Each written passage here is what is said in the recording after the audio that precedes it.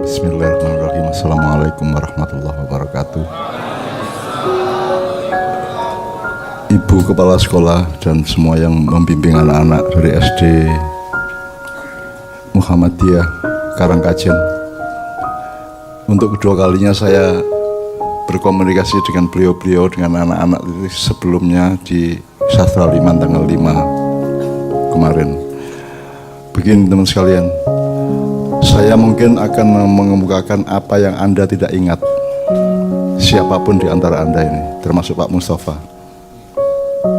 Orang jadi Pak Mustafa mesti kalingan sembarang, ono yang daerah kalingan barangan gitu. Jadi saya mencoba saya omongkan yang saya ingat, yang orang lain tidak ingat. Jadi pertama,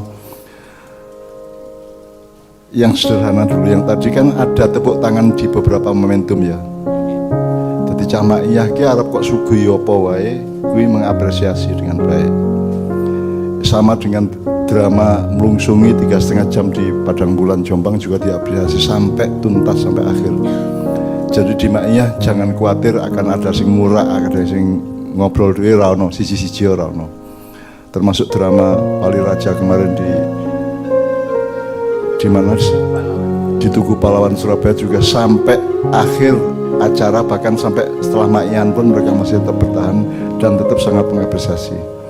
Masalahnya saya menemukan Maiyah ini, anak-anak Maiyah ini, teman-teman Maiyah ini sudah secara naluriah dan rohaniah, psikologis sudah Maiyah, tapi belum secara intelektual, belum secara rasional. Jadi mereka ditakoni, dikontakkan, orang mau dengar ngomong untuk takon itu harus ada pemahaman intelektual. Nah, mereka ini intelektualitas Maiyahnya masih belum terolah. Jadi nalurine wis banget, nalurine, kenikmatannya, psikologinya udah nikmat. Oke, jadi mudah-mudahan ini bisa untuk mengembangkan pada berikutnya. Terus kedua gini, saya itu gelisah karena umat Islam seluruh dunia itu termasuk kaum muslimin Indonesia, termasuk NU, termasuk Muhammadiyah, semua sak dunya kuwi itu sangat terpengaruh oleh cara berpikir barat. Karena perang salibnya hampir 8-9 abad ya. Kemudian Renaissance, di ujungnya ada Renaissance yang itu membangun cara Anda berpikir. Oleh karena itu sekarang saya mengingatkan teman-teman Maiyah, di Maiyah apa ya, cara pandang, sudut pandang, pemeneh, jarak pandang, ada lagi apa? Lingkaran pandang, ada lagi bulatan pandang, dan saya tambahi dinamika pandang. Ini tadi tidak ada satupun yang menerapkan dinamika pandang. Ya. Dinamika pandang itu artinya kalau Anda ngelihat sesuatu makro, Anda harus temukan mikronya juga. Kue pendekar silat kue waspada musuhmu di sebelah depan, Anda juga harus waspada bahwa ada juga dari belakang, ada dari kanan, dari kiri. Anda harus punya kewaspadaan. Udkhulu fi silmi kafah. Kafah itu artinya kemenyeluruhan. Allah tidak mengatakan udkhulu fil islami kafah, tapi udkhulu fi silmi, dari urip iki silmun. Nah, caramu mengelola itu dengan Islam. Jadi Islam itu adalah masdar atau apa ya, atau aplikasi dari silmun. Tapi ilingo urip iki silmun, dan ini saya sangat dipengaruhkan oleh cara berpikir barat kepada Indonesia dan semua umat Islam adalah sembarang kita dilembagakan sebagai bagian. Jadi nek puisi kuwi kesenian. Toh, nek salat ki agama, ngono ki, nek pertanian ki pertanian. Orang ngerti hubungan karo agama, orang ngerti hubungan karo kesenian gitu. Padahal hidup itu silmi. Tidak ada satupun yang tidak gaduk dengan yang lainnya. Makanya orang Jawa duwe metode otak-atik gaduk. Terus sekarang diremehkan itu seolah-olah gaduk. Padahal segala sesuatu itu gaduk. Namanya gaduk itu kalau bahasa Arab tauhid. Tidak ada yang tidak gaduk, sembarang ki gaduk. Jadi ojo, ndak apa-apa, puisi itu bidang, sastra itu bidang, seni itu bidang, tapi jangan berhenti di situ, karena hidup itu silmun, hidup itu kemenyeluruhan. Makanya Anda harus berpikir dinamis, ada cara pandang dinamis. Nek ndelok mikro kuwi kalingan makrone, nek ndelok makro kuwi kalingan mikrone gitu loh. Nah, ini tadi kita belum menemukan itu, termasuk Muhammadiyah. Muhammadiyah Majelis Tarjihnya memberi fatwa apa tadi? Yang mubah itu apa? Seni budaya ada mubah. Seni budaya kamu mubah. Sing adoh-adoh difatwai oleh majelis tajwid sing cedak-cedak ora, misalnya ngentut ora ana fatwane, mangan nganggo sendok, mangan nganggo tangan, angop ora dimaknai, sing dimaknai sing ado-ado ngono kuwi, sing kira-kira. Padahal ana menungso sing ora tau ngentut dalam sehari, belas ora ngentut belas ngono. Padahal yang paling dekat pada kita adalah sunatullah yang berlaku pada kita, itu harus kita fatwai, harus difatwai di masjid. Jadi nek ngentut kuwi kira-kira mubah ora, Pak Mustafa? Tapi itu udah ada dihukumi anu ngentut itu nek rada kerasa kudune ngalih ya hukumnya. Berarti urusannya kan etika itu. Ngentut kuwi ora masa itu sunatullah, maka pasti mubah. Iya. Sing ora entuk ngentuti. Ngempoki, jadi entutmu kok tadai ngentus kok empok kene irunge kancamu, itu enggak boleh kan gitu. Jadi itu juga harus dielaborasi karena ngentut itu ada ngentuti. Poso ini Jawa no masani, enggak ada hukumnya majelis tarjih. Iya. Masani enggak ada. Enggak ada. Masani bang pas. Iya, poso ini Ramadan karo Senin Kemis. Salat sunat atau Daud sama Muhammad itu kan. Iya. Ning ora tahu ono fatwa mengenai masani. Aku seneng karo cawe itu kayak tak pasanane, muga-muga kecekel aku gitu ya. Ada sing gampang-gampang ngono kuwi ya. Terus atau mungkin saya mau kuliah, mudah-mudahan Allah ngijabahi saya tak menunjukkan kesungguhan saya kepada Allah dengan cara berpuasa. Meskipun tidak wajib kan itu kan. Untuk itu menunjukkan kesungguh-sungguhan. Masani itu menunjukkan kesungguh-sungguhan niat seseorang kepada Allah. Tidak ada ajarannya dalam Islam. Tidak ada gue. Syariate ra ono masani, nek poso ono, nek masani ra ono. Ya karena Nabi enggak beri contoh. Lah iya. Itu ya larang loh. Ya tapi itu kan ijtihad. Iya. Rumusnya kan ijtihad. Nah, termasuk puisi barangnya rasa disebut bidang apa, jangan terlalu disadari itu salah satu bidang, itu salah satu bakat. Aneh apa ono wong sing ora berbakat berumah tangga? Iya. Orang bakat rabi ya kayak dulu sekalipun ya. Yang ngelonde tok isone kan gitu kan. Gitu ya. Jadi begitu banyak hal-hal yang mendasar dalam hidup yang tidak memerlukan bakat. Yang diperlukan adalah faktor lain, kesungguhan, keikhlasan dan seterusnya gitu ya. Nah, kita di dalam melihat hidup ini sangat terpengaruh oleh orang barat. Akhirnya pembidangan tadi dilembagakan iki bidang beda lho, nek kesenian karo nek musik karo puisi iki beda ngono to? Puisi ya. Nek kesenian karo pertanian beda, itu yang bikin kita bertahan sempit di situ. Nah, kowe untuk nganggo fakultas, nganggo pembidangan boleh, tapi jangan berhenti di situ. Hidup itu silmun tadi. Lebih kaya dari itu ya. Keseluruhan. Iya. Mulane puncak dari cara pandang tadi itu adalah tawaf. Pokoknya sembarang kudu kok kelilingi apa sebabnya kok maca puisi supaya ada sinau urip. Urip iku ambone ra karo-karuan. Ruwete ra karo-karuan. Kita membutuhkan kelapangan, kedalaman, keluasan dan seterusnya. Nek kowe gelem ngono puisi, gelem ndelok ketoprak, gelem ndelok macam-macam, maka engkau akan menemukan kelengkapan silmiah tadi itu di dalam hidupmu terhadap kehidupan gitu loh. Nah, jadi tidak salah bahwa ini pembidangan juga tidak salah. Ini aja njur saya kira dadi fakultas. Njur mas jurusan menyangkut alokasi dana dan seterusnya. Nomenklatur. Itu cara barat. Janjane puisi kok aja ngel-ngel wong saiki nek kowe ngaji turutan kan sing ora puisi sing ndi? Nggih. Di mana ayat Allah yang tidak puitik? Kabeh puitik. Rasa ado-ado golek puisi. Kul huwallahu ahad Allahus samad. Ora mungkin mit atau mut, ora mungkin.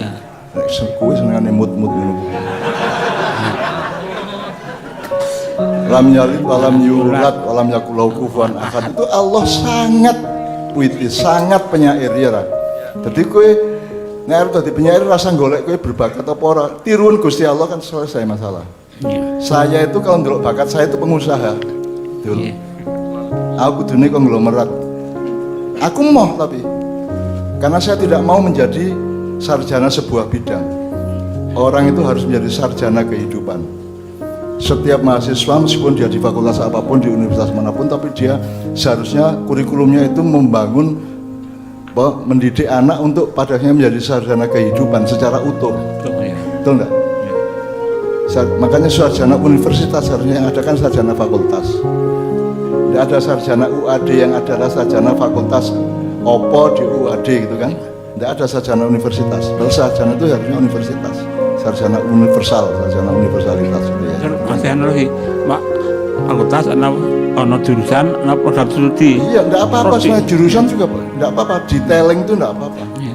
Tapi mendalam dan Ya harus enggak apa-apa. tahu hubungannya yang lain. Asalkan tetap disadari bahwa dia itu bagian dari yang makro, bagian dari silmin tadi. Tahu hubungannya itu ya. Iya. Jadi itu yang namanya dinamika pandang. Dinamika pandang. Jadi jangan kalau nek wis warung kali tetep wong duwe warung kan ya orang mengeling warunge karo badokane to. Eling sopan santun ya eling to. Iya. Pemasaran ya eling, tersosialisasi ya eling, akhlakul karimah ya eling to. Apa boleh Anda bikin warung tanpa akhlakul karimah? Bisa Anda naik sepeda tanpa akhlakul karimah? Bisa Anda naik ojek atau ngojek tanpa akhlakul karimah? Tidak bisa terpisah. Jadi hidup itu silmun, kemenyeluruhan atau keseluruhan. Jadi kesadaran pendidikan seharusnya begitu. Tapi kita pendidikan kan ikut barat. Termasuk berdirinya Muhammadiyah NU itu karena cara berpikir barat. Makanya orang murui kemenyeluruhan. Jadi kalau di Ma'iyah kan Anda tahu bahwa hukum itu tatarannya paling bawah, yang di atas adalah akhlak, gitu kan? Fikih atasnya akhlak, di atasnya lagi takwa. Kalau berpikirnya mulai takwa, baru diterjemahkan ke akhlak, baru ke hukum atau kurikulum kalau di sekolah, kalau di pendidikan ya, maka Anda akan lebih utuh. Makanya namanya ini sudah seperti itu cara berpikirnya, tapi masih naluriah, belum bisa merumuskan, belum bisa mempetakan, belum bisa bikin bagan maknya gitu. Orang apa-apa, ini lumayan lah gitu. Karena tidak pernah ada penonton teater yang sedahsyat teman-teman maknya ya Nef ya. Kemarin di Surabaya itu sekitar pirang itu kira-kira ini. Puluhan ribu, yang di Jombang juga puluhan ribu, dan itu tidak seorang pun ngobrol satu sama lain selama pementasan itu, dan itu kesenian itu teater ya. Selama pementasan itu mereka betul-betul menyimak setiap kata, sehingga yang main drama dhewe bingung kok dirungokne nganti kaya ngono, sing kudune orang guyu dadi guyu kabeh, sing kudune meneng dadi keplok sampai turute gitu ya. Karena jamaah sudah terlatih untuk silmi. Anda itu sudah terlatih untuk silmi, jadi orang gampang ngremehke kiwa mergo kowe roh ana tengen barang, kowe ora ngremehke ngarep mergo ngerti nek ana mburi barang. Jadi itu kaya tapak suci lah. Tapak suci nek kowe depan karo musuh meneng ngarep, kowe kelikono bahwa ada kemungkinan serangan dari samping juga, dari belakang juga. Makanya kalau di Ma'iyah kan kowe nek Ma'iyah ngene iki, kowe iki ya kaya barang. Ada kamu yang bicara di panggung, ada kamu yang mendengarkan kamu di panggung, ada kamu yang membimbing kamu di panggung, ada kamu sedulur papat lima pancar. Itu maknane nek aku ngono kuwi. Dadi kowe iki ora ijen, kowe iki punya 4 fungsi dan posisi gitu loh. Jadi kalau Anda pidato kayak gini, orang bayangke bahwa kowe dhewe ngrungokke ning kono, itu nanti akan kurang matang. Anda harus tahu bahwa Anda itu mendengarkan, Anda itu bagian dari penonton juga, bagian dari jamaah. Jadi kalau Anda sering berpikir dinamis, memandang dan berlaku dinamis itu, maka Anda akan lebih matang. Gitu loh. Jadi orang gampang gaya, orang gampang umuk gitu ya. Karena Anda akan dilihat oleh diri Anda sendiri kan gitu. Itu namanya sedulur papat lima pancar. Di dalam Islam secara syar'i tidak ada ayatnya, tapi tidak apa-apa. Boleh ijtihad kok gitu. Nah, wong Jawa kan sudah menemukan banyak sekali hal sebelum Islam mengajarkan lewat Quran dan hadis kan gitu. Misalnya ngunduh wong pakarti ya sikit biyen. Apa? Becik ketitik olah ketara kowe wis ngerti ket biyen iki zaman sadurunge Majapahit. Sebelum Islam datang. Tidak berarti Islam kalah, enggak. Islam itu banyak merekrut kearifan-kearifan zaman sebelumnya, kemudian diresmikan sebagai ajaran Islam. Misalnya khitan, sunat ini Nabi Musa ya wis sunat. Maksud Nabi Musa lincip menapa ora. Nabi Musa ya sunat. Ibrahim juga gitu. Jadi nah itu kemudian menjadi hukum Islam, direkrut karena itu memang sunatullah semuanya gitu ya. Jadi Rasulullah tidak ada soal sebelum atau sudah, tidak ada soal jadul apa tidak jadul. Karena itu urusannya kebenaran. Mulane nganti saiki kan kita tidak mengatakan Muhammad itu jadul toh. Ono sing ngarani Kanjeng Nabi ki jadul toh, uripe zaman abad piro kae? Abad 7 toh, abad 6 ya. Jadul ngono. Aja ngomong jadul, kae luwih pinter mbangane sapa wae. Rasulullah itu supra cum laude di antara seluruh ilmuwan dan semua ilmuwan sepanjang zaman Rasulullah itu yang paling raming summa cum laude, super summa cum laude. Dia paling pandai, dan itu Anda kalau membaca hadisnya akan tahu bahwa Rasul ini orang wong pinter tenan iso ngrumusake kaya ngene iki. Sangat detail, sangat lengkap, sangat utuh. Tidak ada hadis Rasulullah yang bolong-bolong atau yang godang, tidak ada. Semua itu utuh. Dari pandang, jadi Kanjeng Nabi itu sarjana kehidupan. Nah, Anda kalau bisa, oke, Anda sarjana komputer, oke, sarjana arsitektur, oke, enggak apa-apa, tapi harus punya kesadaran untuk berpikir dinamis bahwa arsitektur itu juga harus memenuhi akhlak, memenuhi akidah, memenuhi rumus-rumus sosial, memenuhi segala macam gitu ya.